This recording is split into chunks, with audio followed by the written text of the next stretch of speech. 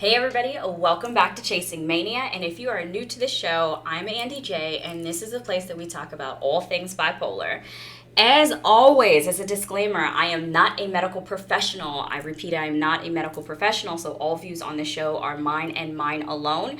This does not replace any diagnosis or medical advice, so if you have any questions, please consult your care team. So with that, I wanted to get right into it. First and foremost, today's January 26th, so first off, shout out to my mother. Happy birthday to you. Second, I live in Maryland. Why is that important? Because I'm sitting here in a tank top and a dress because it is 73 degrees outside. 73 degrees on January 26th. To top it off, 2 weeks ago, last week, we had this cold snap, double cold snap where it got down to 11 degrees and my heat went out. So I'm like, okay, one day I'm sitting here dealing with no heat, and the next day I'm sweating my ass off. So I'm like, all right, this weather now, in the chance of me sounding a little cliche, I would say that the weather is a little bit bipolar, and I think that I can say that because I've been dealing with, so the weather's having a mood swing. So anyways, today's topic, we're going to talk about the top 10 things not to say to someone who has bipolar disorder. So let's get into it. All right, so this is a list that I found online. It's at bphope.com, and the first one is, you sound a little down today. Ugh, okay, yeah, I definitely agree with this one. There's a couple of reasons that I'm kind of iffy on this one, or I agree, but it's kind of triggering. The first one is, if you're in depression, yeah, absolutely, you're going to sound a little bit down today. But the second thing is, how bipolar manifests in me, I don't always express my emotions and how I feel appropriately. In fact, I had to learn how to express my emotions because my moods are independent of my emotions. So I can be happy and just be like, oh, that was great, that's wonderful, and have a completely flat affect. So telling someone they sound a little down today is first off, it's judgmental. You're telling them how they sound, and it's you're assuming that they're down, instead of saying hey, is everything okay? And then the other thing is they could be really, really down, and you're just, putting that magnifying glass on it. So yeah, definitely don't say this to someone who's bipolar. In fact, don't say this to anybody at all. I don't know, I feel like this list is going to talk about stuff that we shouldn't say to people as decent human beings. All right, next one. I thought you were taking your medication. Ugh, yikes. Oh my God, do you know how many times people say this to me? And it just irritates the shit out of me. Taking your medication is not just pop a pill, you're great, you're happy, woo, everything's fine, right? It is a process, and is an ongoing process. So I could be taking my medication and still have a manic episode. I could be taking my medication and still deal with depression. I could be going through a medication change. I could be consulting with my doctor and not taking my medication. There's so many different things.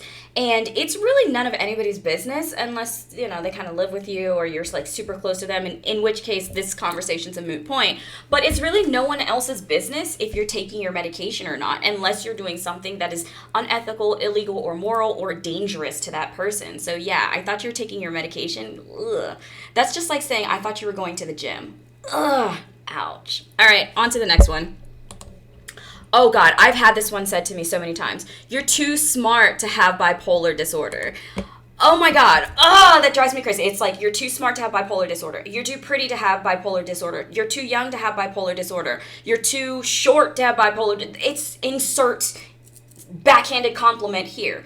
Bipolar disorder does not say, hey, I'm going to pick this person. It is not about a lifestyle. It's it is the most non-discriminatory illness that I've ever seen in my entire life. I mean, of course there's other ones, but it can affect anyone at any point in their life. And it just, oh gosh. And to sit there and say, you're too smart, this kind of insinuates that bipolar people are dumb. We're not. I mean, some of us are, because they're inherently just not smart people to begin with, but that has nothing to do with bipolar disorder. So, it just feeds into the stigma of how people see bipolar disorder. So, ooh, that one was rough. That hit right here. I felt that one. Another one is, he's bipolar, don't you? Or in my case, she's bipolar, right? Oh, I know that on this channel I talk about all things bipolar, And even people that are close to me in my life know how much bipolar disorder affects every single thing that I do. But it is not the definition of who I am. There's a lot of facets to Andy. Andy's a lot of things, and bipolar is not the thing that you should introduce a friend to another friend or a colleague or anybody else to, because sometimes people don't want other people to know, and it's up to us to say, hey, I'm bipolar, or when we feel like saying that. The first thing. The second thing is, it makes me feel like that's the only thing that you focus on me about.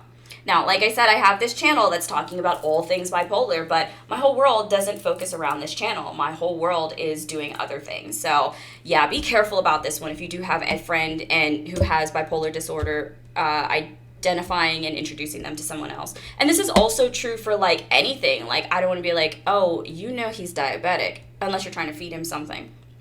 Or you know she has Asperger's. Like, you don't want to do that. That's so it's disrespectful. All right. Number 5, stop acting like a fool. I can see like the slight innocence in this one, because if you don't know how bipolar manifests, if you don't know how episodes manifest in a person, you could assume that they're just, acting out. However, when we are going through a manic episode or hypomanic or, a mood swing that could turn into one of the forms of mania, telling us to control ourselves is very, very difficult. I'm not saying that you should ever bend your morals and allow us to kind of like walk all over you or do whatever, but just understanding that how we're acting is not we're not choosing this. This is not something that like, oh, I want to go do this. No, you don't. Sometimes, but like for the most part, it's not that you can just change that. If you could, you absolutely would, because we've heard this many, many times in our lives. So, the next one. Oh, it doesn't take much to set you off. Ugh. Yikes. Okay, so for me, because I'm bipolar, like this definitely triggers me. The reason this doesn't like trigger me as much is because I'm also a Taurus and I have like zero tolerance for things. I shut stuff down and I'm like, okay, I'm in my feelings. It doesn't take a lot to get me in my feelings. It takes a lot for me to like flip out, but it doesn't take a lot for me to get in my feelings. And I can recognize that. I've done a lot of self-work that I know when I get into that stage of like, I want to flip out, that I can suppress it and I hold that in. But not everybody's there. Not everybody is there. And yes, like little things can set you off. I remember I had a whole meltdown. My best friend knows this story, because Pluto was no longer considered a planet. And when I say meltdown, I was crying. I was in tears. I was like flipping out. And mind you, the decision for Pluto to not become a planet was like years ago, like 20 years ago or something, and I'm still spazzing out about this. I want to say this was like maybe 2 years ago. So it doesn't take much for our moods to become triggers. So it's just, it doesn't take much to set you off. You say that to yourself. Don't say that to anybody else. You're lazy and don't have a life anymore. Yikes. God, like, I feel like so many of these are just, like, overly critical. Like, would you say this to normal people? But anyways, like, you're lazy and don't have a life anymore. Okay, yeah, depression manifests in different ways, and it can come across as laziness, and I get that. Not having a life, I mean, that's more antisocial. But also think about people like adults. When you're in your 20s, you have no problem, like your teens and 20s, you have no problem going out all the time, having energy, meeting new people, wash, rinse, and repeat. Like, I remember I was in college and I had 4 part-time jobs and still made it my thing to go out and party I want to say it was like Thursday and Friday, Saturday, and Sunday. Like, I'm sitting here like exhausted just saying that, like, how the hell did I have all this energy? Now I'm just like, an engagement like once a month is like, do I have to do this? So, I mean, I don't think that should be particular to someone who is bipolar. Like, look at somebody's lifestyle. Also, like, why would you say that? Like, anyways. This one definitely hits home. We used to have high hopes for you. Whew, this is a tough one. A lot of people who come from an affluent family or a prestigious family or a family that focuses on accolades can find this particular statement very hurtful. Bipolar does give you some limitations in life. I'm not going to lie. I'm not going to sugarcoat it. I'm not going to make it all fancy for you. Bipolar does limit you in some of the things you can do in your life, but that does not mean that you cannot live a healthy, fulfilled life. Living in tandem with this disorder. Sometimes their expectations for you are not your expectations for yourself, and you have to decide your own life and what your authentic self looks like. So that one is kind of hard because you always want to make someone proud, and it does kind of hurt to say that, but the more you start believing in yourself, the easier it is to kind of combat these statements. Okay. Number 9, don't take everything so personally. I feel like this one was said to me recently, and it set me off. It depending on where I am in my disorder, will determine like how personally I take things. We as human beings try to correlate ourselves in most situations. That's just what we do by human nature. But taking things personally, like sometimes somebody can say something and they don't think that it's offensive, but it is to me. I feel like if you say this, then you're basically just kind of enabling microaggressions to start happening, and that's a huge issue in society already, is microaggressions. You know, we kind of just like bypass it, like, oh, you said that, it kind of stung, but I don't really But if it's something that you're taking personally, then take it like that. You own your feelings. You are right to have the feelings that you have, and you can stand up for those feelings. So if someone says to me, don't take everything so personally, I'm like, okay, Susan, I am taking this one personally. Now what? I'm also a little bit more combative than most people, but I'm just saying, I have a right. It's my feelings, so I'm going to take it personally if I want to. All right, and then lastly, you seem a little overly enthusiastic.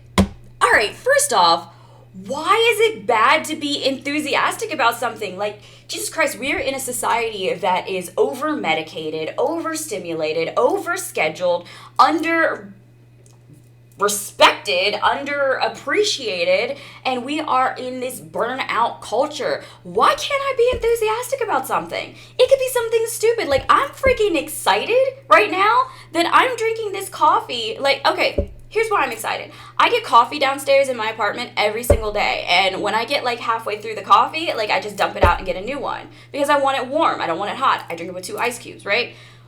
I don't know why. It just occurred to me, put this in the microwave. And I guess it was because I was afraid of the styrofoam, but I started putting it in the microwave, and it's like the perfect temperature. So I found the perfect amount. I'm geeked about this. I'm literally about to text my boyfriend like, hey, guess what I did? He's going to look at me like, really? But anyways, being overly enthusiastic, that's just a part of who we are.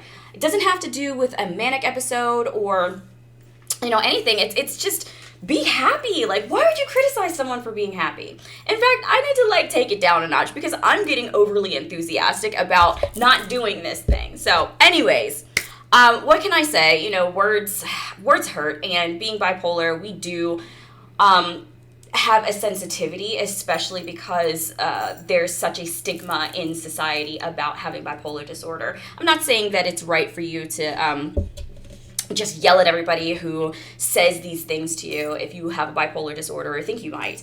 I think it's definitely worth a conversation of educating someone as to like why that phrase may have been offensive to you. But definitely very enlightening. I love this list, and hopefully I will find more fun stuff for us to discuss on the internet. But until next time, I will see you guys later. Take care.